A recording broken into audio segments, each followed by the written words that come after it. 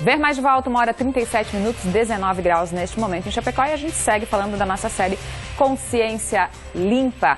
A Maria Gabriela, que é consultora do Instituto Lixo Zero, continua aqui comigo para a gente fazer a nossa composteira. Vamos logo montar então, Maria? Vamos lá. Os 3 baldes estão aqui. O que precisa fazer com esses baldes? Vamos lá que eu vou te ajudar a mostrar ali na câmera. Então a primeira tampa é uma tampa que tem que ser fechada justamente para deixar fechadinho esse sistema. Tá, porque eu seguro para ti.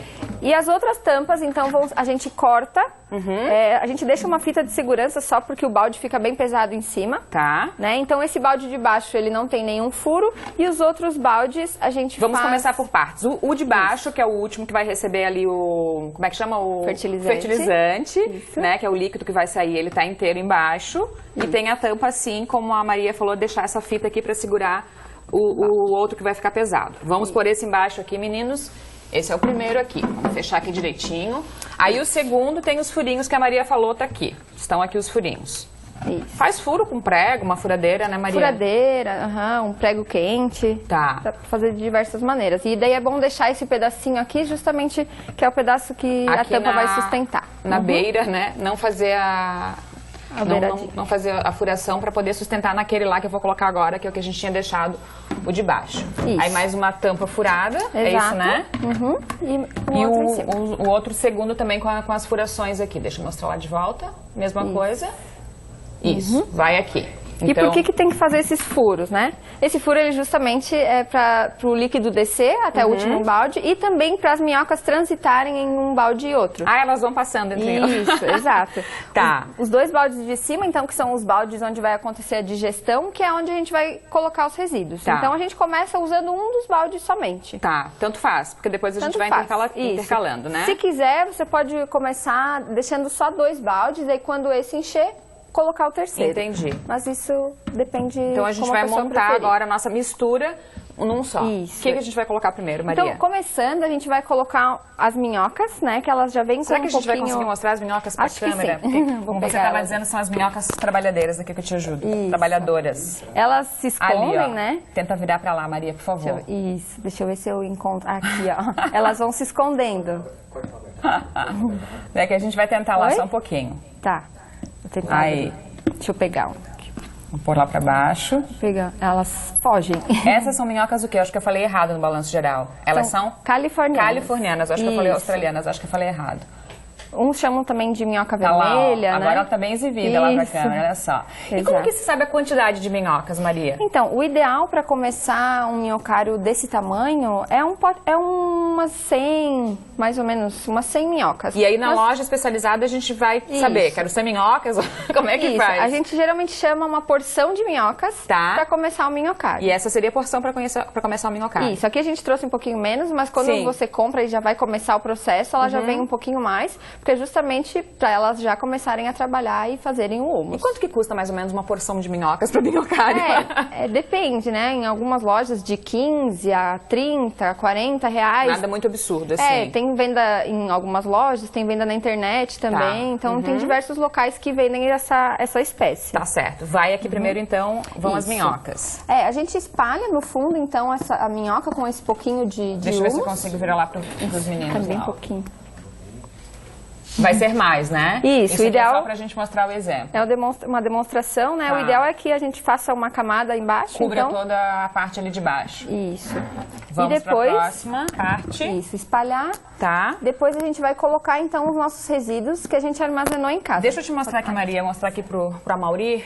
A gente vai mostrar essa semana também numa matéria como que as pessoas estão fazendo em casa. E é bem isso, ó, tenha isso aqui, esse, né, que é um potinho de sorvete, ou esse outro baldinho aqui, tenha na pia, né? Exato. Coloca aqui as casquinhas que podem ir e vão direto pra composteira. Não precisa usar plástico, depois limpa de novo isso aqui, tá tudo certo. É super fácil de higienizar, limpar, né? Vamos colocar ali. E a gente reutiliza também outros resíduos. Então, as cascas, o ideal também é que a gente diminua, corte elas no momento que a gente está produzindo, né? Então, a gente vai fazer uma camada destes resíduos em cima. Aqui vai virar um pouquinho porque a gente está mostrando, mas a ideia é fazer em camadas, né? Exato.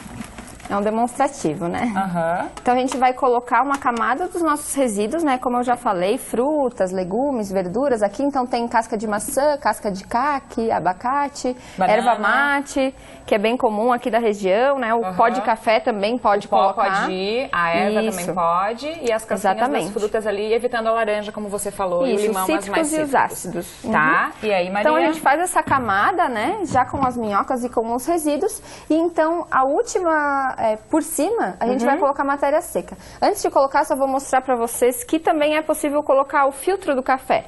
Ah, é verdade. Só a gente tem que dar uma rasgadinha nele. Isso é uma dúvida bem grande que já surgiu pra gente. A gente já respondeu ao longo da semana, mas a Maria Gabriela já tá adiantando pra gente. Filtro de café é orgânico, gente. Ele já é feito pra isso. E aí a gente dá uma rasgadinha, como ela tá fazendo aqui, eu acabei não mostrando. Pra ficar mais fácil pras minhocas, né? Isso, pra facilitar o trabalhinho das minhocas. Porque quanto menor o tamanho do resíduo estiver, mais rápido também vai ser a degradação. Tá. Né? Então, depois que a gente colocou a nossa camada de resíduos, então, muito importante é nunca deixar essa camada sem nada em cima. Então, a gente precisa proteger ela com a matéria seca. Deixa eu te ajudar aqui. Peraí, deixa eu fazer uma pergunta rapidinho aqui. Ó. Boa tarde, é Marister do bairro Bela Vista, adoro o seu programa. Essa semana estou coladinha para aprender mais como separar. Eu já fazia, mas ainda não estava de forma correta. Marister, muito obrigada pela participação. Tem uma outra pergunta aqui também. Oi, Fabiana, é a Márcia. Tudo bem? Tudo bem, Márcia. Obrigada pela audiência. Qual tipo de minhocas precisa para compostagem?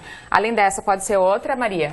Essa espécie ela é utilizada porque ela se comporta bem em ambientes fechados e ela degrada bastante em relação ao tamanho dela, né, ao peso dela. Então, através de pesquisas, eles concluíram que essa é uma espécie que mais se adequa nesse sistema fechado. Vamos lá, vamos conversando e fazendo aqui. Aí depois vai material seco, que a gente já tinha citado alguns exemplos também, né? A última camada, então, é da matéria seca. Você não precisa exagerar muito. Tá. É uma camada que você vai... virar lá, os meninos. Aí.